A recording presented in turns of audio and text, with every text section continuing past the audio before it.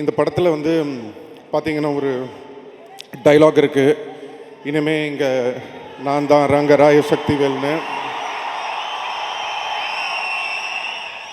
அந்த டைலாக் வந்ததுக்கு அப்புறமா சோஷியல் மீடியாவில் எல்லா இடத்துலையும் வந்து நான் ஒரு விஷயம் பார்க்குறேன். கமல் சாருக்கு அப்புறம் இவர் தான் அந்த இடத்த பிடிக்க போகிறாரு. ஸோ கமல் சார் வந்து இவருக்கு அந்த இடத்த வந்து இது பண்ணியிருக்காரு அப்படின்லாம் சொல்கிறீங்க. நான் வந்து ஒன்று சொல்லணுன்னு ஆசைப்பட்றேன். தேவர் மகன்னு ஒரு படம் இருக்குது.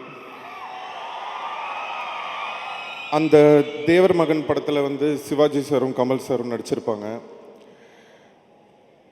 அப்போது சிவாஜி சார் கூட கமல் சார் நடித்ததுனால it doesn't mean Sivaji sir இடத்துல போய் கமல் சார் உட்காந்துக்கிட்டாருன்னு அர்த்தம் கிடையாது. ஃபஸ்ட்டு அதை நம்ம புரிஞ்சுக்கணும். அதோட அர்த்தம் என்னென்னா, சிவாஜி கணேசன் சார் அவர் ஒரு மிகப்பெரிய லெஜண்ட். அவர் இடத்த யாராலையும் பிடிக்க முடியாது. அவருக்குன்னு ஒரு இடத்த அவர் வந்து கிரியேட் பண்ணி வச்சிட்டார். ஆனால் அதே மாதிரி கஷ்டப்பட்டு உழைச்சி நடித்து நெட்டையாக குட்டையாக அழகாக அசிங்கமாக விதமான கேரக்டர் நம்ம யோசித்து கூட பார்க்க முடியாத அளவுக்கு அவ்வளோ உழைப்பை போட்டு கஷ்டப்பட்டு தான் அவர் அந்த இடத்துக்கு வந்தாரே தவிர சும்மா அப்படி வந்து அவருக்கு அப்புறம் நான் அவர் உட்காரல. அதுதான் நம்ம உலகநாயகன் கமல் சார். ஸோ யாரோட இடமும் யாருக்கும் அப்படி ஈஸியாக கிடச்சிடாது. அதுக்காக உழைக்கணும்.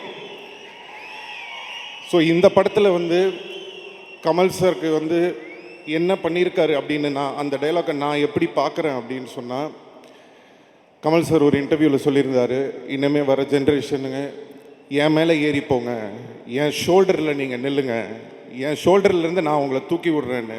சார், நான் உங்களை ஒரு ஏணிப்படியாக தான் சார் பார்க்குறேன். அந்த ஏணியாக நீங்கள் இருந்து என்னை ஏறி போங்க அப்படின்ற மாதிரி தான் நான் அதை எடுத்துக்கிறேன். உங்கள் மேலே கால் வச்சு உங்களை மிதித்து போல சார், உங்களை மதித்து தான் சார் போகிறோம்.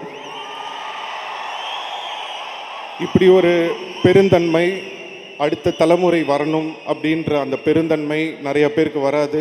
We have a lot to learn from you, sir. Thank you so much, sir.